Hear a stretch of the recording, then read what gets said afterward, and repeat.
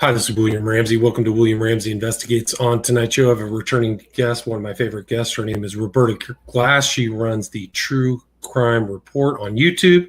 So go check that out. She has tons of great content there. But we're going to talk about something we talked about last year in 2020. And it's interesting that this popped up again. So there was a documentary titled Alan. Ow! And we talked last year about the same subject, but not with this much in detail. It was a 4-part series on HBO, and so we're going to talk about that tonight. So, Roberta Glass, are you there? Yes, very excited to talk about this. Yeah. Cool. So, I mean, it was pretty interesting. 4 parts. It was very in-depth, a lot of first-person statements by Mia Farrow. I learned a lot about her family and Dylan Farrow, and just this very kind of complex, kind of my thoughts were like, if you think your family is dysfunctional, you can watch this, but it was really something else. So what were your kind of first impressions? Well, I was disappointed in some ways because they took, and I don't know if it really matters, but as I was disappointed in what they left out of Mia Farrow's background, of Mia Farrow and Woody Allen together. And so it sort of set up this dichotomy where Mia Farrow is wonderful and terrific and the best mother, best person in the world. She was just a little too naive. And Woody Allen is this horrible person, terrible person, you know? And what it left out is, I mean, obviously, as someone, I was friends with Dory Previn, which Mia Farrow broke up that marriage. I think she says in this that that Andre and Dory Previn's marriage was breaking up. It was not breaking up. They were a partnership. They were writing partners. He did the music. She wrote the lyrics. I mean, they were really a formidable couple. And she broke that up. They also don't talk about Christine Engelhardt, who has pretty much the whole a lot of time in the second episode of this series, that she was brought into a threesome with Mia Farrow and Woody Allen. And I think that's important detail, not to make Mia Farrow an enemy. It doesn't suggest that she coached her daughter or anything, but it just adds some kind of flavor into that. Mia Farrow was not enough for Woody Allen. He needed to get an underage partner and bring it into this threesome. So and she was left out. Yeah, but Engelhardt was with Epstein before Allen, right? So she was like an underage. I don't know if she was trafficked, but she had a relationship with Epstein too before Allen, right? 16. So when did she meet Epstein? I don't know. I got to look at my facts, but I know that she had a long relationship with Epstein. Right. And she talked about it. And what you brought up just before we started recording is that they didn't bring up Woody Allen's relationship with Epstein. Right. And Woody Allen's not someone who has a lot of friends, and he seems to have people who do things for him, who serve a purpose. So what would Epstein's purpose be in Woody Allen's life if it were not to supply him with underage girls? I don't know. What else would it be? But I mean, that was like the interesting thing about the documentaries is it showed, I think in the second part, how many of his storylines, he's making a movie every year, right? How many of his storylines are about him and an underage or young kind of naive girl. And then he twists their kind of sexuality towards him. Like they're the ones that are pushing him for, are the more dominant or aggressively sexual. I thought that was interesting. They can't resist this small, nebbish, neurotic New York intellectual. Yeah. He's such a sex symbol. Which, I mean, it's kind of funny that he did make himself kind of like this male, I don't even want to call it sex symbol, but leading man, and you can do that when you write your own movies and direct your own movies. But the other thing that I think is important when you leave out Mia Farrow's the kind of, when you look at her family and she's adopting all these kids, and she even makes these admissions that are very telling. Like Woody Allen said that he would love our baby if it, would love our baby if it was a little blonde girl. Blonde So I hair. went out and adopted one, thinking he would love it and love me more. Like it was just a very telling admission that these babies perform and these children fulfill needs in her, deeply as primal motivation for, but the reason why I bring this up, so, Mia Farrow is not being accused of sexually abusing her children. She's being accused of physically and emotionally abusing her kids by Moses, but that came out way later. And how reliable it is, I don't know. It could, both can be true. They both can be terrible people, and Woody Allen can still be, still have molested and abused Dylan. But the reason that this narrative on Woody Allen's side stuck so much with the public is that there is a great deal of the public that looks at Mia Farrow and thinks that there's something very, very wrong with her. That's why it wasn't just his incredible PR team that made Woody Allen's narrative stick so well and cemented it so deeply in the public's consciousness. It's that something, you look at Mia Farrow and she seems, and she's admitting in this that she hit Sun-Yi, and in court she admitted she pummeled her arms and it hit her face. It was really like an attack. Is that the first time it happened? I don't know, but it seemed like it made sense. But when you see Woody, what makes me feel that Woody Allen is guilty has nothing to do with what Mia Farrow says, and even so much so Dylan, it's what comes out of Woody Allen's own mouth. Yeah. He won't take a lie detector test. Now, Woody Allen supporters just deny all this. It's, well, they're going to say that, I guess, the lead investigator in Connecticut is lying. Fine. Basically the Woody Allen supporters, their narrative is everybody's lying but Woody Allen. But, he still, this many years later, won't say where he was for those 20 minutes. Right. And just to go back and get kind of more of the details, the kind of assault that took place on Dylan happened after he had or been revealed to have had a relationship with Sun-Yi.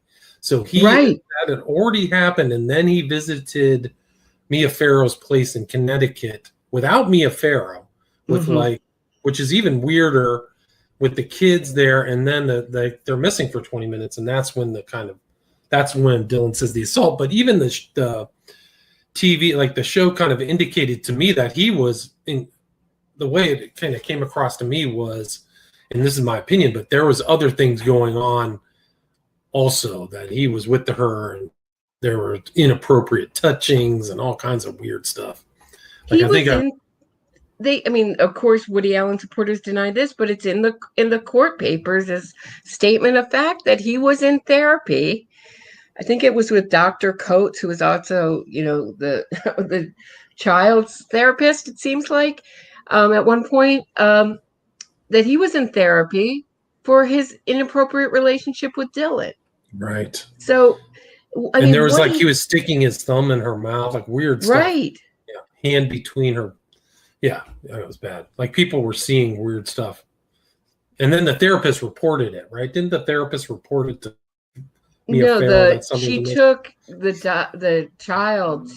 A therapist in her building noticed Woody Allen's greeting Dylan, and she thought something was very wrong about the way he approached the child and dealt with the child.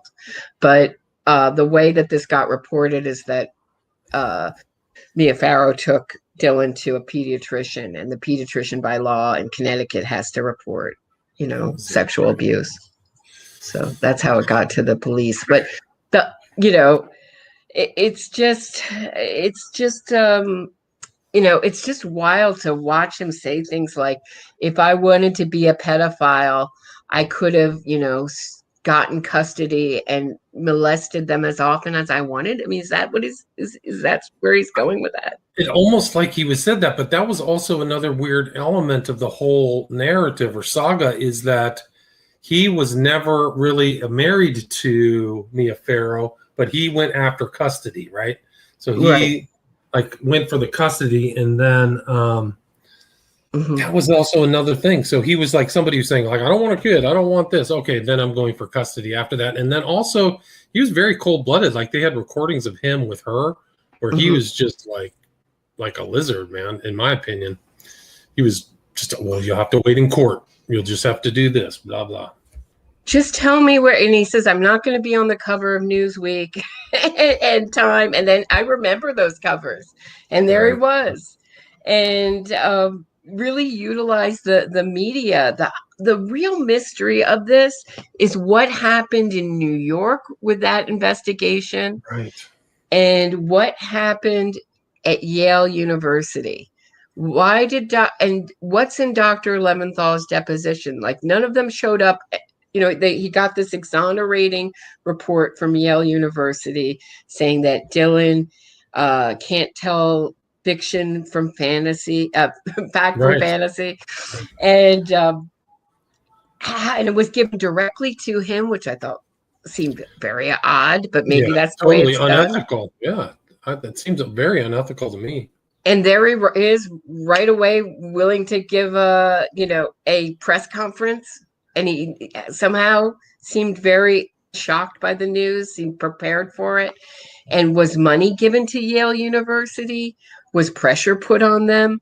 Why didn't they show up in court? What's in Dr. Leventhal's deposition? That's what I want to know. And the other thing that's very interesting is the way that he was written about in the New York investigation. They said that they called him a big fish or a big wig. I can't remember the exact phrase, that we have to deal with these kind of investigations differently. Paul Williams was fired, the investigator who believed Dylan.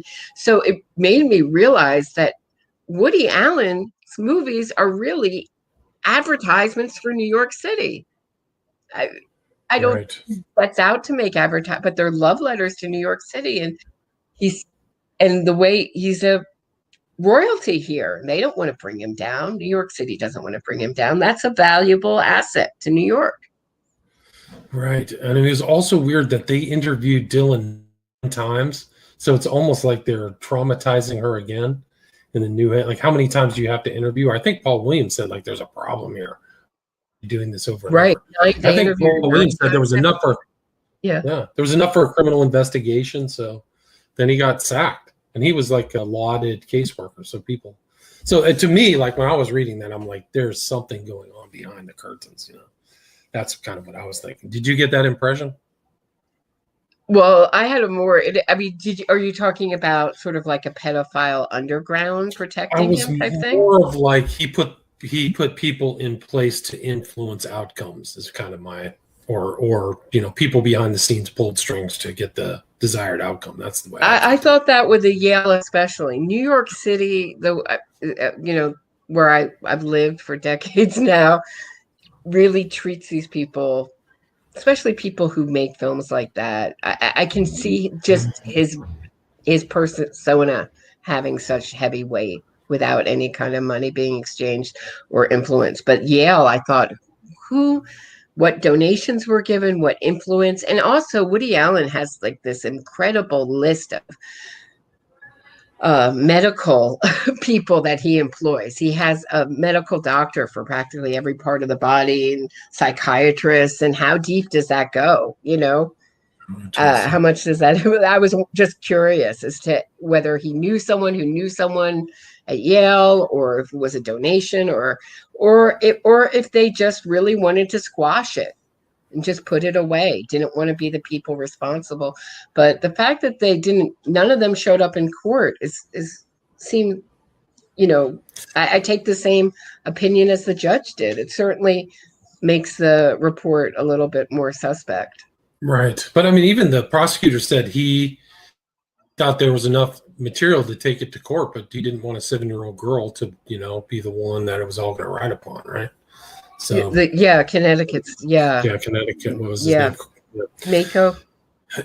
Yeah, so there's a lot in there, and yeah, I just thought that.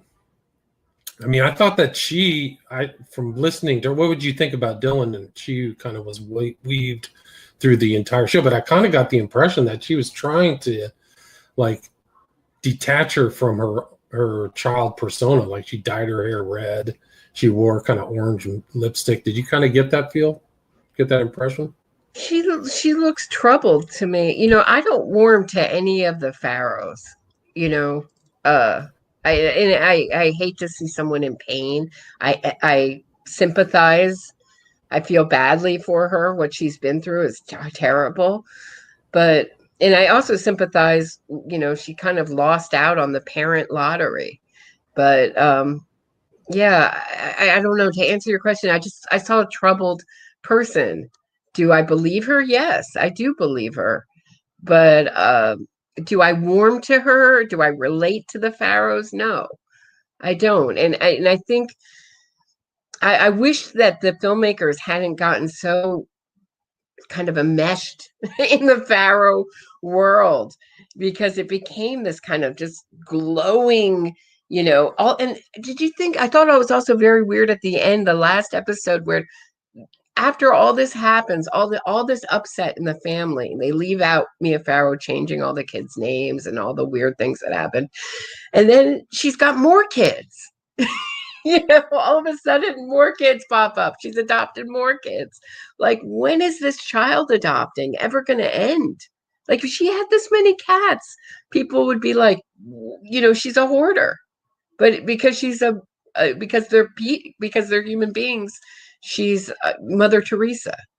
I find it so disturbing. Same with Angelina Jolie, these kind of empty women who can never fill the hole of whatever's wrong with them with kids.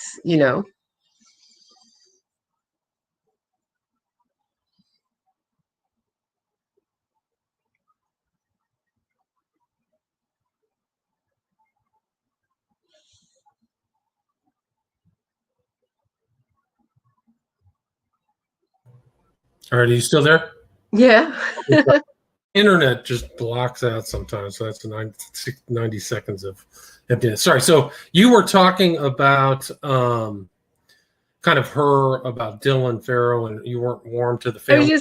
No, I don't warm to anyone in the family, including Ronan. Interesting. But I think it's very interesting the way Woody Allen defenders are making this about Mia being a terrible, and Mia's doesn't have to answer these questions. Woody Allen does. I think it has to, and I was sorry that the documentary took that position of Mia Farrow being so great, Woody, because it doesn't really. I wish we got a more less biased view, And when you mesh in the Farrows and their friends and their family, you're going to like them and you're going to want to present them well. But I don't think it does any favors to basically the argument that's happening, because it's Mia Farrow's horrible, but they don't have any evidence that she coached her kid. That's what they need. Right. Who's saying she coached her? When? How? And why did she make this up? That was the PR, right? Right. That's what Woody Allen's defenders are saying, is that this was all made up to punish Woody Allen. And the amount of people who would have to be lying, the babysitters, right, the investigators, Woody Allen, and basically they just deny all the evidence. And the really odd stuff is that he wouldn't take a polygraph. His hair was found in the attic.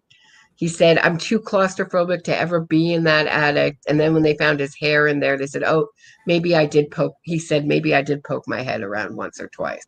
Right. Changing his story, luring up, trying to get custody of the kids, giving very strange interviews, attacking Mia Farrow instead of answering the questions he needs to answer. They've done a very good job. Yeah, my favorite was they kind of portrayed her as a woman scorned, in the public. Right. And she was bizarre. I think the phrase they used was bizarre concoctions of a woman scorned, which hell hath no fury like a woman scorned. So they're referencing Shakespeare in people's minds. And I didn't see that. I mean, the real thing that happened was that broke them apart permanently was that Woody Allen was having sex with Soon Yi, possibly when she was underage, right? Before she went to college. And, last time we talked about this, a few women said to me, thank you for bringing up something that they felt was very important, which is what I said was that, when you're a little girl and it doesn't matter that Woody Allen didn't adopt Soon Yi, wasn't the adopted father. He was introduced to her as a father figure. And that's very destructive to insert to sexually prey on her and groom her and or have a relationship, however Woody Allen defenders want to fall in love, however they want to put it. Right. It's very destructive and psychologically damaging and inconsiderate of what would happen to her. It's all about what he wants. And what I said last time we talked is that every woman remembers a time when someone in that kind of position of authority sexualized them. And it's a very disturbing moment in a girl's, experience. And I don't think Woody Allen defenders are getting that. It doesn't matter that he didn't adopt her officially. He was introduced to her as a father figure. Right. Even if he was, introduced as, and I put teachers in the same category, uncles, close family friends, it's all very, very destructive. And so, I think what the Soon Yi relationship shows is that he doesn't care what damage he causes. He wants what he wants. And that's certainly the mindset of a pedophile. And isn't that what Dylan said? Is like when she found out about Soon Yi, she was like, I think she said, I just found out it wasn't just me, right? Mm-hmm. So that he was, there's probably a lot more to both of those stories, in my opinion. So, the Soon Yi stuff is pretty disturbing. I mean, I think they said in part 2, they said that there was an open question when the started whether she was still in high school or not, because I think they said he was calling her at high school or something like that, or in Connecticut. Do you remember that? I know he was calling her at summer camp, but that was way later, so much so that she had to leave her camp counselor position. I mean, why? I think why is a middle-aged man you'd want to date a camp counselor? But I know that the maids told stories that they found condoms in the trash and stained sheets after Soon Yi left when she was in high school from her visits to his apartment from when she was in high school. She would sneak over. So it makes how much of this do you think was done to punish Mia Farrow? A lot, don't you think? Like he probably didn't want her to be talking or having any motherly defense of her children. Don't you think that was part of it? Kind of, I got the vindictiveness. I thought was there definitely. I think a lot of this was done to hurt her, break her children, take her children away, punish her. I think, and it's shocking that marriage has lasted so long between Soon Yi and Woody Allen. And I think that, I mean, he has a very high IQ. From what I hear, she has a pretty low IQ. He's very worldly. She is not. I mean, what do they have in common besides their hatred of Mia Farrow at this point? I was surprised that they did 13 films together, that Allen and Farrow. So she was definitely, I think part of her relationship with Allen was getting these roles, right? Constantly being in his movies and stuff like that. But I think she said over time he was eroding her self-esteem, kind of like their power dynamic. He was in control. You can see that. I mean, he has. It really reminds you how much money Woody Allen has, and also, gosh, did you? And she also said that she was blacklisted in Right. America from working. Now, I kind of my eyebrow raised a little of that. Was she blacklisted, or was she a middle-aged actress where there were such few parts? It might have been. I mean, right. So there you go back to her telling the story, right? So she's like countering with her narrative in this, and it makes me wonder how this whole documentary series got started. Was it on her behalf? Was she trying to find the director? Did the directors and the producers come and find her? Did you ever find anything about that? Because it seemed like Dylan and Mia Farrow were more than willing to talk about everything in detail. Right. From the way that, who knows if it's true or not, the way the directors tell it is that they begged them, asked them, had to really work on them to participate. I don't know. And what do you think about Moses and Woody Allen not participating? They say they were asked. I don't know. I think it's interesting that he like port of Allen for whatever reason. I don't know. But I thought it was interesting that they pulled these snippets of his audiobook apropos of nothing. And that was his whole approach of like how he was the father when, according to other observers, he wasn't. He was just kind of a guy who showed up. Yeah, I had some, when you're dating someone and you have 7 kids, you go out on a couple dates and the guy said, I have no interest in kids, and you have 7 kids. Don't you cut it off and say, I don't want this to go any further? Not like how many kids does she have total? Because at that time she had 7, and then they added more and more, right? Right. I think I have a list of 14 or 15 kids she has had all together. Yeah. It's intense. And then Dershowitz shows up too. So they got another guy who's embroiled with Epstein is in there making commentaries. Dershowitz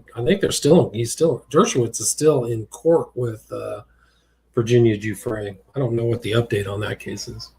I don't either, but it's just, I thought, wow, if only she knew. If only she knew. And you wonder if he was like a double agent, and that whole thing did he represent her correctly? Did he have any kind of friendship with Woody Allen at that time through Epstein? It'd be interesting to know. I mean, it seems like Allen was over at Epstein's place a lot. There's pictures of them together when Allen's with Suni, and same with Dershowitz. I mean, according to other observers, Dershowitz was in and out of that mansion on the Upper East Side. Is that right? He was the Upper East Side. Yeah. Yeah. So it's a smaller world, and they brought up Polanski, Jackson, Cosby, all these other kind of abusers too. So it's have you heard I'm sorry. Have you heard Kathy Griffin tell the story of when she met Woody Allen? No. What's the story? Well, the story is that he doesn't know any sort of current celebrities that she's trying to, I guess she got seated next to him at some sort of dinner party. And the one celebrity that he knew was Miley Cyrus. And he said he never missed an episode of Hannah Montana. Because he said she just has something, and it's sad to see what's happened. So he's watching, weird stuff, was it Nickelodeon or something? Yeah. And then he said, well, and I right now I'm watching my friend Bill Cosby get railroaded. That's what he said to her. And he hints, you can see he's starting to go there in his book, talking about Weinstein, and he kind of cuts it short. It looks like he's going to complain that he got a raw deal, and he kind of cuts it short and finesses it, the audio part that they use in the documentary. Right, but they had other kind of celebrities come out in defense of Woody Allen, and then some gave their money back, right? I mean, there definitely were, and I think it was interesting when Ronan brought up the transactional access journalism theme about how Allen kind of manipulated, and I think his PR person was Leslie Dart, how they kind of expected certain things and certain journalism access with strings attached. Did you kind of get that impression? Yes, and we saw that with Bill Cosby. Speaking of Bill Cosby, where he said, if you want to be seen as a serious journalist, you better scuttle this interview where I'm confronted with these allegations. And he also gave a story of his daughter in exchange for a story about him assaulting women to be, Very, buried. yeah. Yeah. So Yeah. it seems like it's common thing in Hollywood. Hollywood, yeah. Never really get to the truth. That's why so much of this stuff gets put. I mean, you can actually bring up the West Memphis 3, how few people bring that up, and real journalists. So you can kind of a broader, landscape that this is going on, not just Alan, but all kinds of other people too. And I also had to, when Nicholas Kristof of the New York Times came up in the documentary, saying that I was happy to give Dylan a voice. I was happy to give this victim a voice. This is the same Nicholas Kristof, and I tweeted this, who has been trying to free Kevin Cooper. This rapist murderer killed a whole family in California that also Kim Kardashian is trying to get out. Right. Yeah, I remember that. He's been writing love letter pieces and starts talking about the media and fact checking and, the whole theme of what Woody Allen said, the whole theme of the documentary, it doesn't matter what's true, it matters what's believed. And I thought, wow, that's really interesting, because certainly that's what Nicholas Kristof is doing with that Kevin Cooper case. He has written so many articles leaving out most of the evidence and pulling, and really obscuring the truth of that story in order to free a multi, killer. Right. But didn't the appeal say that there was no chance anybody else could have done the crime, if I remember correct? Wasn't Cooper in like an abandoned house or something like that? Right. He broke out of prison. I don't know this case as well as I know others, but he broke out of prison, went to a family's house, murdered the whole family. And I think there was one of the smaller male children lived. And then they wanted to test and then stole their car, escaped. Right. So he was already on the run from prison when this happened. Right, I remember. He escaped from prison, killed all these people in Chino Hills, California.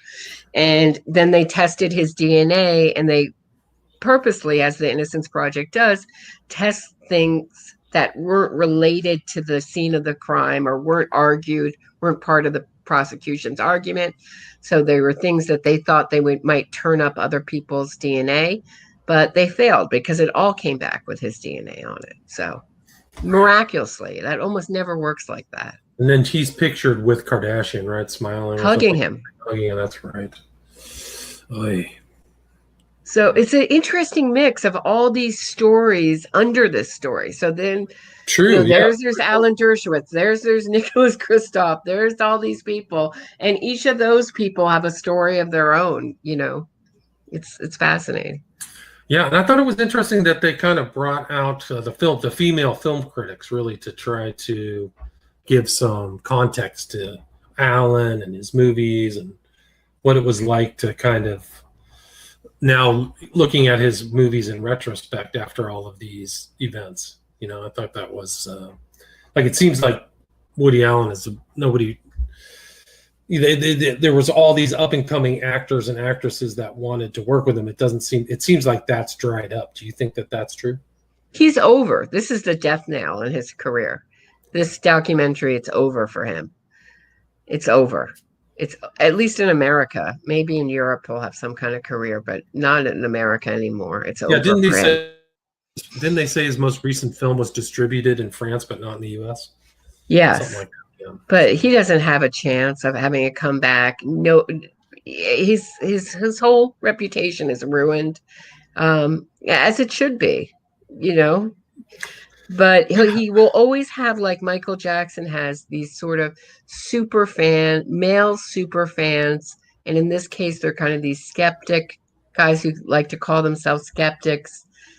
without being very skeptical themselves, and they will do his bidding. They have a million blogs, a million YouTube videos they're making with, a great deal of views, and they will continue to try to spin this as much as they can by denying all the evidence and mainly trying to put the focus on Mia Farrow. Right. What he kept saying, like she would, Dylan was coached methodically. That was the theme that they were always trying to impress upon her. I think that's why those home movies were oft repeated in the documentary, is because they were trying to show that Farrow was just kind of asking Dylan questions, not trying to coach her. What did you think of those clips? I mean, I had an uncomfortable feeling watching the entire thing because it was so, like you said, I just felt like there was a lack of objectivity. But I felt like as a juror, I found them to be believable. If somebody if I was in a court and somebody said, "Hey, this is the statement of what's going on," I would have found those to be credible evidence. What did you think? They were sold as the big piece of evidence. To me, they're very clippy and hard to tell what happened before or after. I certainly believed her when she was talking, but I think I found much more. I mean, what convinces me again is what comes out of Woody Allen's mouth and his actions. It's not so much. It's yes, I believe her. If evidence came out that she was coached, fine. But I don't think, it doesn't look coached, certainly from those clips, that it's hard to tell what's going on. I think. Well, her new husband didn't seem to believe that she was coached. Oh, I don't believe she was. I don't believe she was coached, but it's just hard to tell in those clips. They're very, it's very hard to get a child. And yeah, the other problem with the coaching story is that I guess, she'd have no memory of being coached, and then it would become her own. It's just hard to say. No one saw it happening. It's just, all the other, every piece sort of adds up. Not every piece, but a lot of the pieces, enough of the puzzle so we can see the picture in this, that how it happened, how it sort of built up, these kind of resentments. What I'd like to know is what was going on in Mia Farrow and Woody Allen's relationship. Was it anything, or was it just spite, pure spite, to just cause this much destruction and this much upset?